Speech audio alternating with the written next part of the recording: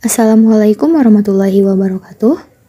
Halo, perkenalkan nama saya Nadia Eka Putri dari Prodi Pendidikan Bahasa Inggris semester 7 IAIN Langsa.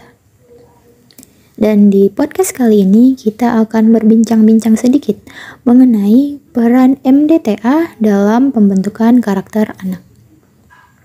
Nah, seperti yang kita ketahui nih, sekarang pendidikan karakter anak semakin sulit dilakukan karena menurunnya penerapan nilai-nilai moral yang baik di lingkungan. Apalagi dampak teknologi yang semakin canggih. Ini juga bisa membawa pengaruh buruk jika tidak bisa kita pilih-pilih. Nah, yang rentan terkena dampak negatif dari teknologi ini nih adalah anak-anak. Anak-anak sekarang masih kecil saja sudah punya HP. Atau bisa saja dia menggunakan HP orang tuanya untuk bermain HP. Kita aja sebagai orang dewasa kadang bisa lalai dalam bermain HP. Apalagi anak-anak. Mereka bisa sampai kecanduan dan lupa untuk melakukan hal positif lainnya.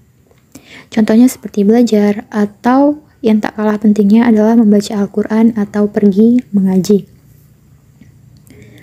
Masalah selanjutnya adalah anak-anak tuh sering menirukan hal-hal yang mereka lihat. Misal ketika mereka bermain ponsel dan melihat ada sebuah video orang yang sedang bertengkar atau marah-marah, nah itu bisa saja mereka tiru. Meskipun di sekolah mereka sudah diajarkan pendidikan agama dan pendidikan akhlak, namun kenyataannya itu saja belum cukup.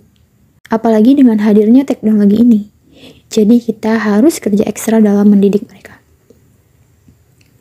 Untuk itu, kita perlu sebuah lembaga pendidikan non-formal seperti MDTA, atau biasa disebut dengan rumah mengaji. Kemarin, saya berkesempatan mengunjungi sebuah MDTA di Jalan Sukamulia, Pangkalan Berandan. Kurang lebih 12 tahun lalu, saya juga belajar mengaji di sini. Jadi, sehabis sekolah, siangnya saya lanjut mengaji. Selain belajar mengaji dan belajar tentang agama, di MDTA ini, para siswa juga belajar tentang ilmu-ilmu agama seperti Al-Quran hadis, akidah akhlak, fikih, sejarah kebudayaan Islam, dan bahasa Arab. Dan pembelajaran di MDTA ini berlangsung setiap hari Senin sampai Sabtu, mulai dari jam 14.30 sampai 17.30. Saya juga berkesempatan mewawancarai kepala MDTA saat berkunjung di sana dan bertukar pendapat dengan beliau mengenai peran MDTA di masa sekarang ini. Menurut beliau, peran MDTA ini sangat penting di masa sekarang ini.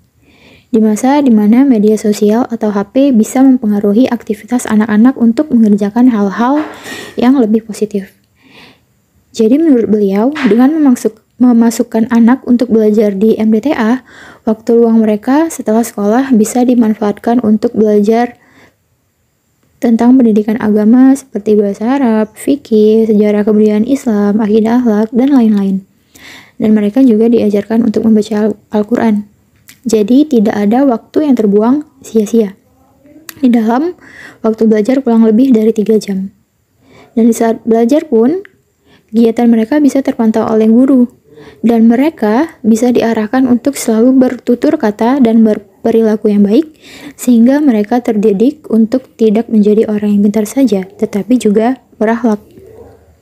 Kemudian ketika waktunya sholat, mereka juga akan sholat berjamaah di masjid terdekat, sehingga mereka juga tidak akan lalai menjalankan kewajibannya sebagai orang yang beriman. Saya setuju dengan pendapat beliau.